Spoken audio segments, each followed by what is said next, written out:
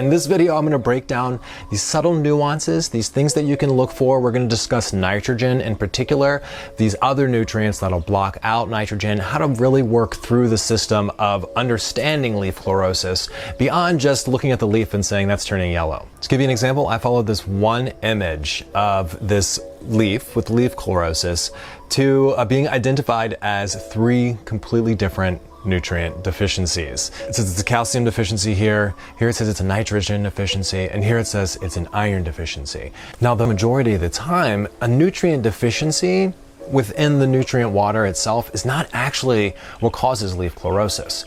And sometimes a quick fix can just be to check your pH and make sure you're not locking out those particular nutrients. If you're wondering what I'm talking about with that, then check out this video all about pH and nutrient lockout, because your pH is responsible for giving your plants the nutrients that it needs at these particular times. So your nutrient reservoir could be full of all the nutrients the plant needs. You can have your EC could be just perfect, but the plant can't access any of those if the pH is off. So I always encourage people when they start seeing leaf chlorosis, the yellowing of the leaf, to go ahead and check your pH first. When you start to see any signs of anything weird happening, check your pH first, because your pH opens the doors for the other nutrients. So the reason that I want to hover around nitrogen as the main focal point for leaf chlorosis right now is because a lot of other nutrients can lock out the plant's ability to take in nitrogen and use it the way that it needs to. And so a lot of other nutrient deficiencies can identify as a nitrogen deficiency. The first culprit there is calcium. And it's actually not calcium deficiency that locks out nitrogen, it's calcium toxicity. So if you have too much calcium, then it will lock nitrogen out of your plants and then they'll start to yellow. Now, one subtle difference between regular nitrogen lockout and nitrogen lockout due to calcium toxicity is that the tips of your leaves, the very tips and the edges of your leaf before the discoloration happens, will start to turn brown. Another good indicator is that when you have a nitrogen deficiency overall, the older leaves tend to get hit first, and then the newer growth will eventually experience chlorosis as well. Calcium toxicity, it hits the plant all at once. So that's a great way to determine if it is calcium toxicity, if you have too much calcium in your water, rather than it being a nitrogen deficiency.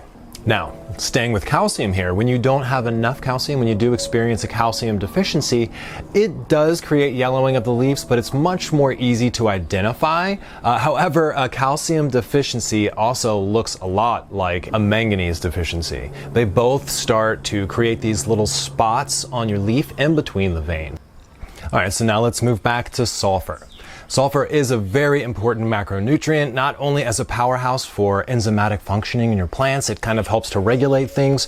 It also, like I said before, is a building block for the amino acid in the leaf known as chlorophyll. And because it teams up with nitrogen to create the amino acids, whenever you have a deficiency in one, it's going to look like a deficiency in the other. The only way that I've been able to tell the difference between a sulfur deficiency and a nitrogen deficiency is that a sulfur deficiency will show up in newer growth first, before it shows up in the older leaves, as where a nitrogen deficiency is the other way around. That's one thing you need to keep your eye on, is how old the leaves are that are starting to turn yellow and experience this chlorosis, and that's a good indicating factor of what you're going to need to do with your nutrients. Potassium deficiencies can also show themselves with leaf chlorosis. However, I've noticed potassium deficiencies tend to start at the top of the leaf and work their way back. And they also tend to have more of an aggressive lean towards like just killing the leaf. You notice a lot more browning happens with potassium deficiencies before the entire leaf turns yellow. With a nitrogen deficiency, you might see the entire leaf turn yellow before the browning occurs, but with potassium, the browning occurs very quickly. Now, phosphorus shows itself in a really unique way. A phosphorus deficiency is pretty easy to spot because you're going to start to notice purple coloring around the veins. But the purple discoloration is a telltale indicator of a phosphorus deficiency.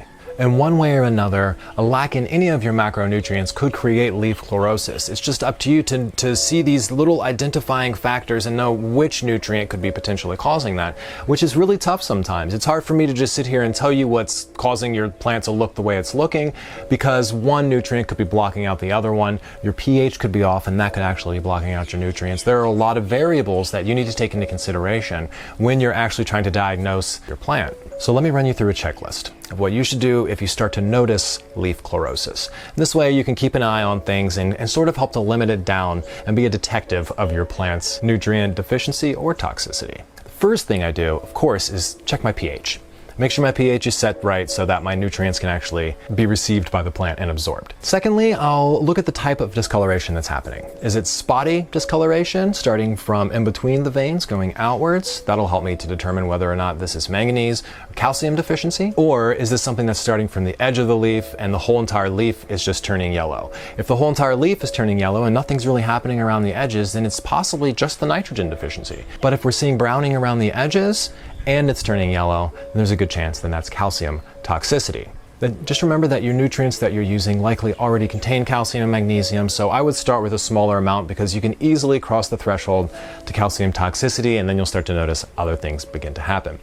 If it is nitrogen, then that's a really easy fix. You can just use your grow formula or your macronutrients and add more nitrogen that way. But like I said, very rarely is it actually just a nitrogen deficiency. Even before I added more nitrogen to my garden, I would still look towards the possibility of sulfur or calcium toxicity before just adding more nitrogen, because a nitrogen overload can also make really strange things happen to your plants, and particularly with your flavor. So if your NPK nutrients are off, your nitrogen, your potassium, and your phosphorus, that's a really easy fix because those are available in large quantities in your hydroponic nutrient blends. So all you would really have to do is just add more or do a complete swap out of your garden's nutrients altogether, because there is a good chance, we never know, first off, what our plant has taken in and what it's left behind. So there is a good chance that what we're reading on our EC meter is a lot of leftover nutrients, depending on how well we're catering to our plant's needs throughout the growth stage. This is why I prefer to use a 3-part nutrient solution so that we can give the plant the exact nutrients that it needs throughout its entire growth cycle, rather than just dumping a bunch of nutrients in there and hoping for the best.